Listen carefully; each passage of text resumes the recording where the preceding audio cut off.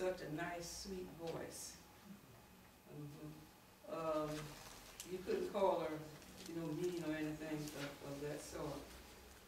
But I did what I usually do. I found out I observed what the other president was doing.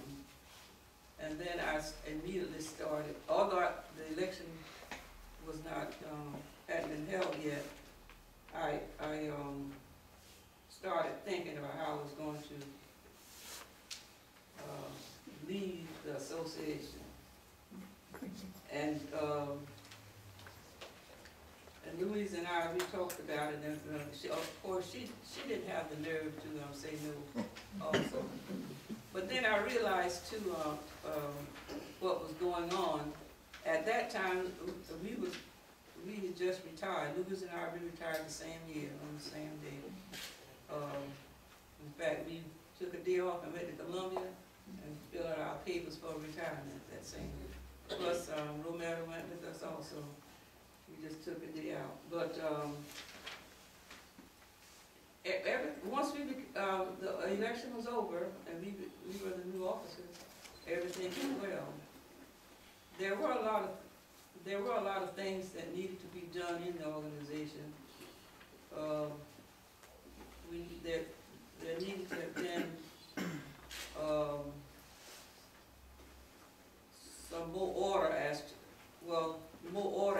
what should be done to fulfill the objectives of the organization as it was written, because we were a local chapter of a state and a national organization.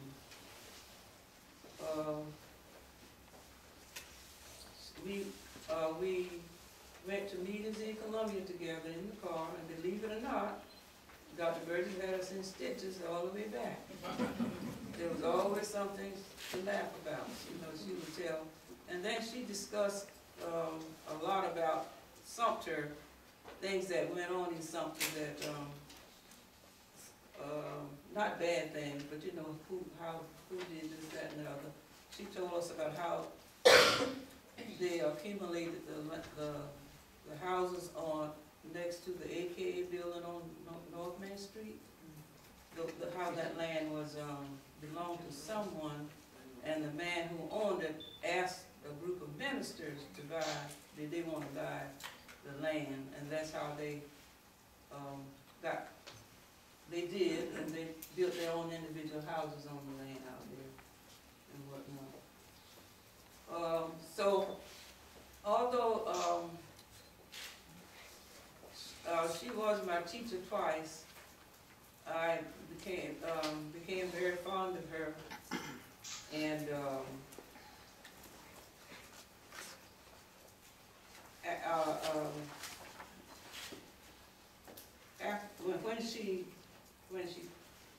when she passed, we went to the wake.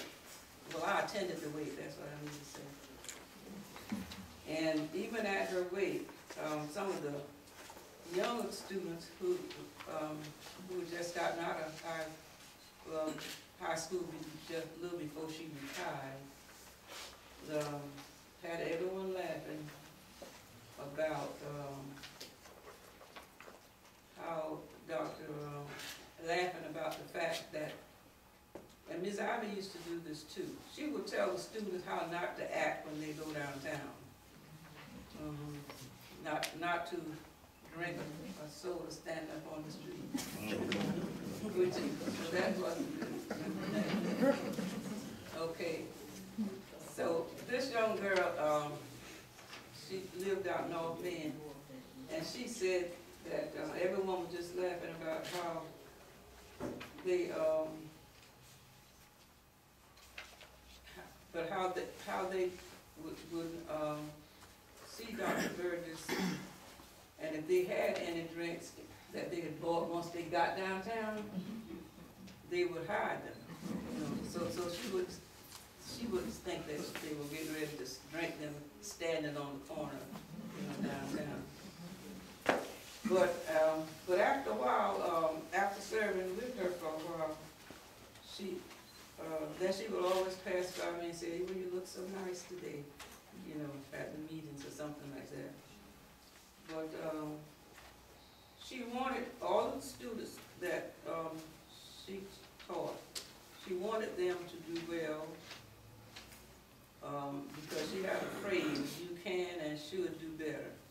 That one I remember. If you did something, she would say, you can and you should do better. And she got along very well with the South Carolina Teachers Association. As you notice in the information, they said it was a white group.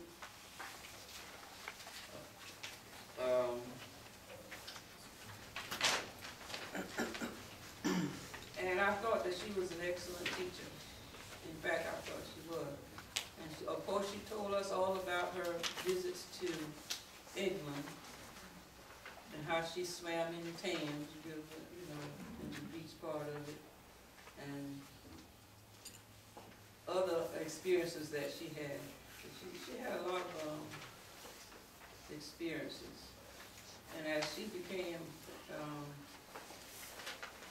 ill, Dr. Baker was the person in charge, and he's a cousin of mine, and he would keep me abreast of how she was doing. And of course, I went by her house to visit her at times, and we would sit and talk, and we talked about normal things, and she talked a lot about her family. That was near the end. She talked a lot about her family, her sister, and other things. But I thought that she, as I said once a minute ago, I thought that she was an excellent teacher. So was Miss Ivy, Reverend Dupree, and many of the others. But now, Mary Gerard, so you've taken her stuck on Miss Ivy. no, I just mentioned Miss Ivy's name. I understand. But I thought, like I said, I thought she was, and she was an easy person to work with. It's something. At our teachers' meeting, we usually sing happy. We would usually sing happy birthday to all those who had a birthday in that moment. And when we got to the last part about happy birthday to what's the last part? May God bless you. But there's somewhere on the end there's a little part that I think the singers used to say real slow, and many more. And but Elizabeth Butler and I, we got into the habit of saying it at the end if she had forgotten about it. Happy birthday, may God bless you. May you have many more. But she was a very nice person. I think her personality was something, my personality was something like hers. Easygoing, didn't like a whole lot of conflict and whatnot. And so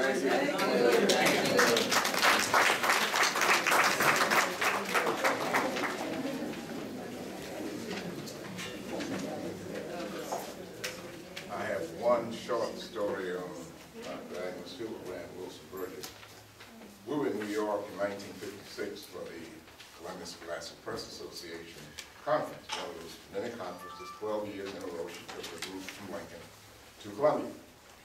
And we always won. Well, we did other things while in New York. So we went to visit the Today Show in 1956. Dave Galloway was the host of the show.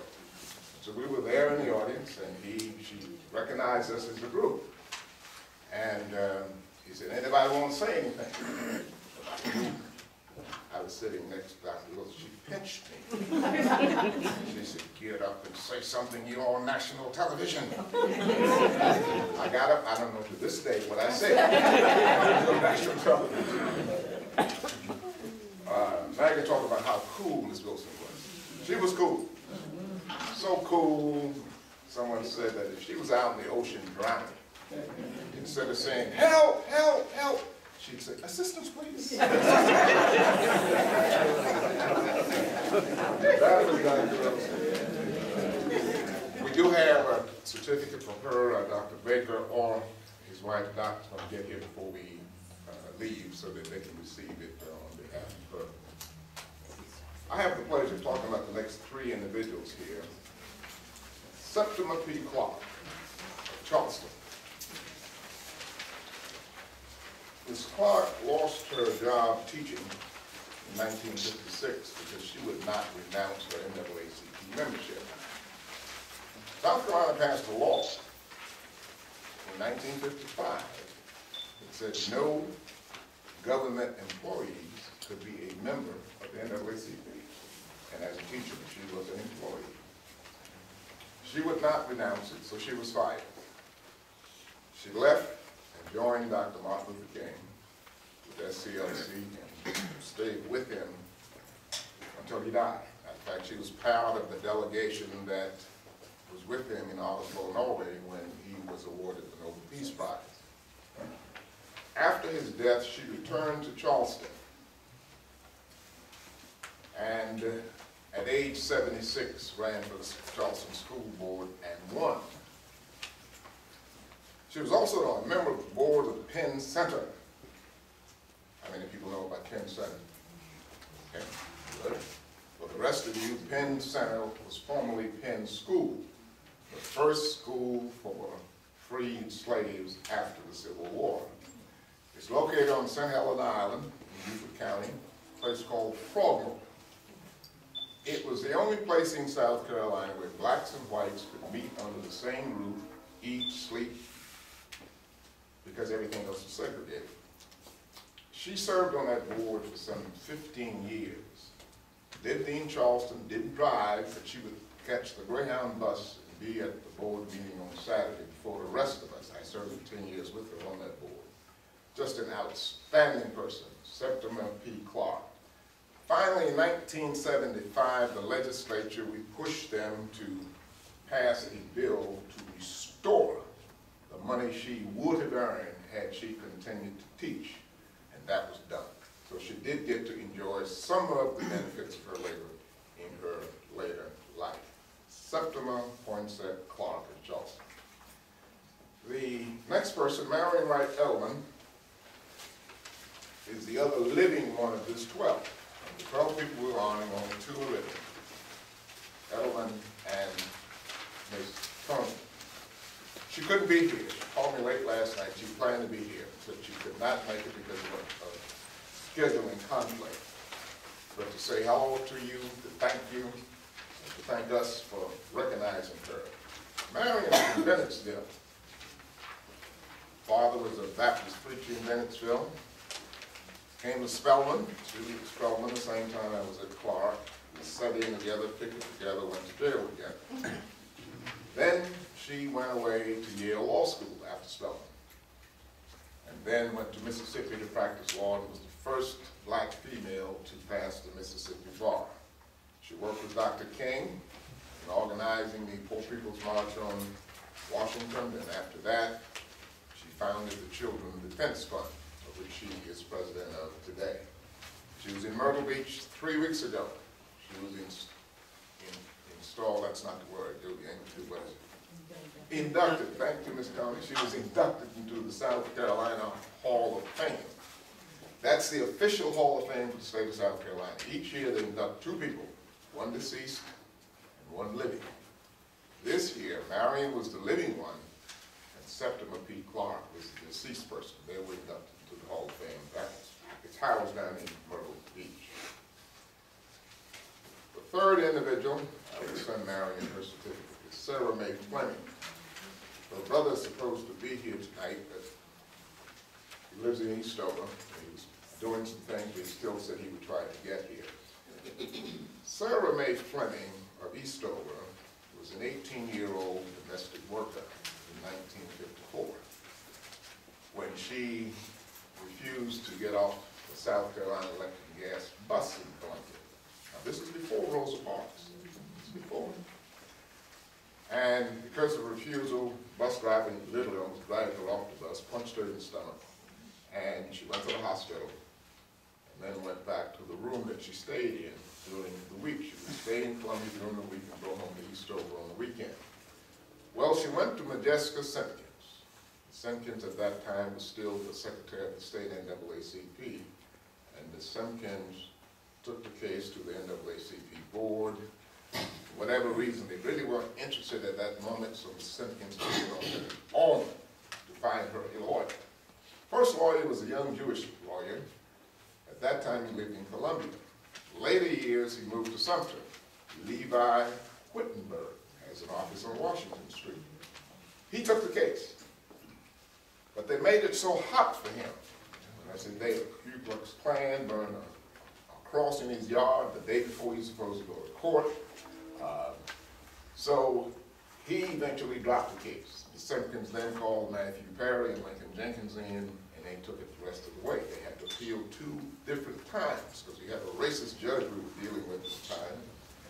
George Bell Timmerman Sr. was the white federal judge. His son, George Bell Timmerman Jr., was the governor. The daddy was living in the governor's mansion and handing down these racist decisions. Well, through appeals, finally got to the Supreme Court, and they ruled in her favor.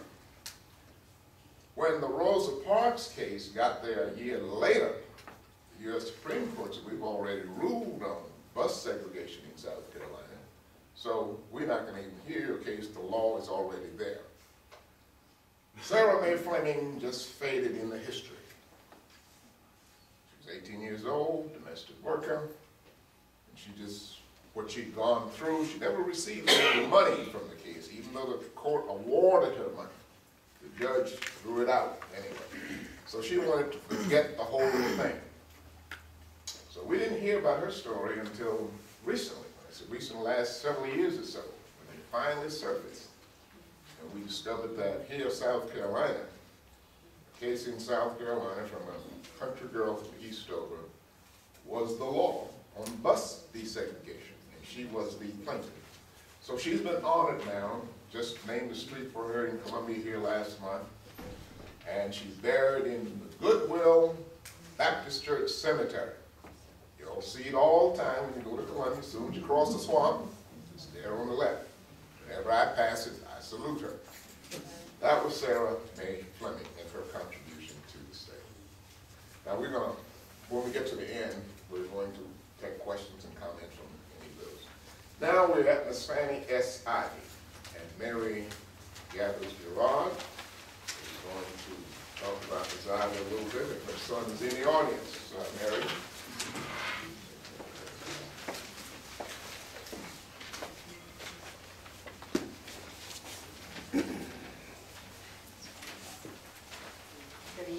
Good evening. I am very honored to represent Mrs. Fannie S. Ivey, and I think a lot of us in here was taught by me that I know was, and so was my brother, who was before me.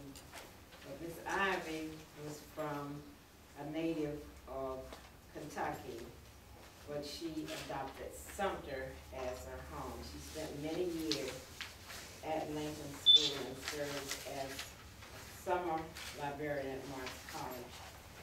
Mrs. I was a very fine teacher. I know all the students loved her. She found a way to teach us about Black history to her students, because back then it was not talked about. But she taught us about our heritage. And because it was not approved by the school board. So in 1944, she started the first Girl Scout troop in Sumter. And I think she was also associated with the first generation of girls here in Sumter. I was not able to gather much, but we all love Miss Ivey. She was a very fine instructor. Amen. Keith, Ms. Ivey's son Keith is here.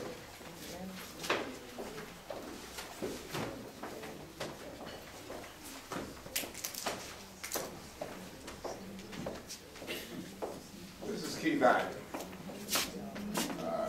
He works in Columbia. Midlands Fatherhood Coalition, and also I work for the Urban League part-time. We want to present you this today to show you our affection for your mom, who's a light to so many of us. Miss Ivy used to teach typing. Y'all know that? Yes. At her house.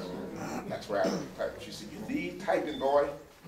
You don't know when the secretary might do something or try to hold you hostage." So I learned typing from Miss Ivy. You got the picture, Charlie? Where is it?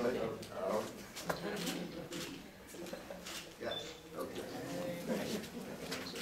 Yeah, I appreciate this opportunity and the recognition, just recognizing my mother and all these great historians. It's an honor. I had big shoes to fill when my mother passed. I think I was tougher on myself than I should have been, but at the same time, like I said, it's big shoes to fill with all of these honorees. I think God has blessed me with the spirit of education with the work that I do. I work with young fathers who are not with their children, and as we know, the issues we're going through now with all communities, fathers not in the homes with their children, it's something that is a lot of work needs to be done. And my goal is to bring that fatherhood program here to Sumter County because it's much needed. There's too many guys being locked up and not being educated, but the importance of being a father and being in the home to educate their children. That's just part of my I guess my ministry that my mom left in me. For so many years, I tried to find out what my purpose was. And I think a lot of times when we go through school, we always have this expectation of what do we do when we leave school? Well, it's hard. And sometimes if you don't know what your purpose is, then you end up doing something that doesn't make you happy inside. But, my mom and my sister kind of instilled some things in me that I couldn't run away from. So I'm glad to be a part of what I'm doing now, and I'm happy to have this name because as I teach my young men, your name is your legacy. And you got to carry it well with dignity and respect because of your family, where you came from. So thank you once again. Thank you.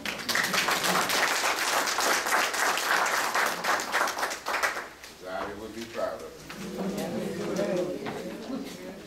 Ronetta, you next. Yes. Anna D. Rubin.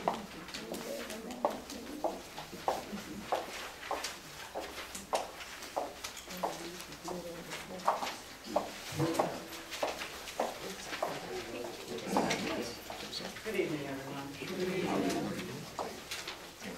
I stand here this evening.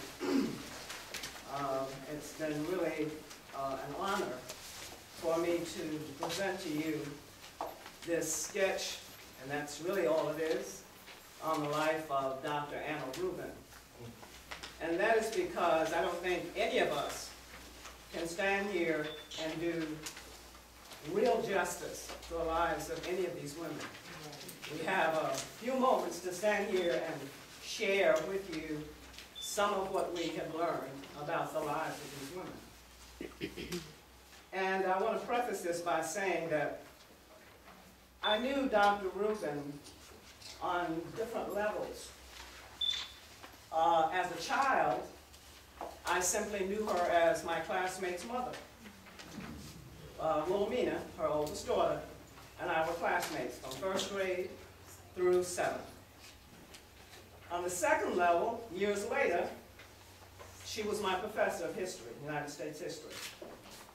And as an instructor, she was very powerful in the classroom. And I will share with you what she felt about being a classroom teacher. Now, I'm not as glib as Bertha Willis, but I will try to intersperse this with some very personal facts about what I know about Dr. Rubin. She was an extraordinary woman, and on her obituary it read that way, an extraordinary life. So long thy power has blessed me.